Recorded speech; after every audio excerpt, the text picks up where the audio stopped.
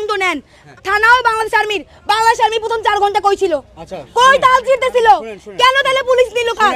You guys are love to play games with us. আপনারা তাই করছেন।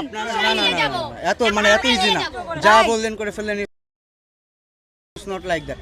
বাংলাদেশ সেনাবাহিনী এখন থানার প্রোটেকশনের জন্য এবং বাহিরে যে কোনো ধরনের বিশৃঙ্খলা, মারামারি, আগুন, অরাজকতা সকল কিছুর জন্য ওয়েট সেনাবাহিনীকে শেষ করতে দাও, শেষ করতে দাও। তাকে থানায় নিয়ে আসছেন।